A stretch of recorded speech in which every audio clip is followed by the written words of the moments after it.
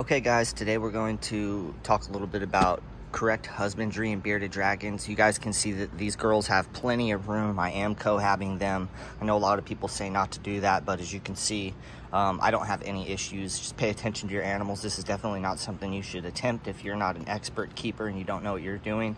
Let's move past that though. You can see that I have loose substrate, sand with some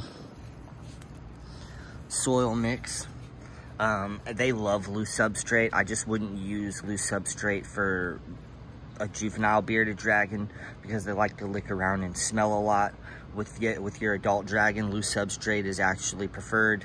You can see I have natural driftwood for them to get that naturalistic feeling with their nails on the wood. They really love it, and it also helps file them down. You see how her nails aren't like extremely sharp? They still have a point on them too, but they're not like curling over. It's because they can naturally file their nails on all this wood and stuff that I have in here. This is an 8x4x4 enclosure surrounded with chicken wire. I live in Arizona, so it gets very, very hot. They've got 2 pools of water available if they want to cool down. That provides a neutral temperature for them. I also have water bottles so that they can neutralize their temperature.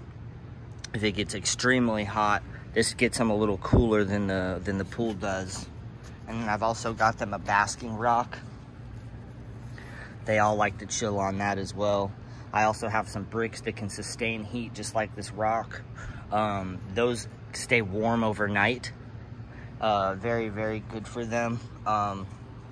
This is pretty much perfect husbandry right here, guys. If you saw them in the wild, in Australia, this would be some kind of environment that you'd be looking at. They like to be on fence posts.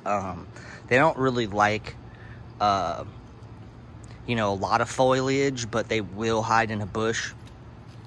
They do like to climb on sticks and stuff like that and hang out on you know, fence posts and rocks and stuff like that. And they love sand. So if you guys are looking to have a bearded dragon and you live in a state that allows you to have your animals outside, this is a perfect setup. This is perfect, correct husbandry, and this provides them everything essential that they need.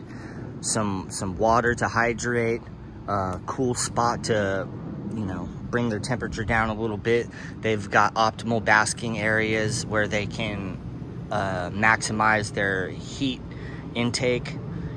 And as you can see, all my girls get along and they behave and they're not hurting each other. All right, guys, that's it for correct husbandry. For an outside enclosure, if you guys want me to make one for an indoor enclosure, just leave a comment and let me know what you guys think. All right, peace.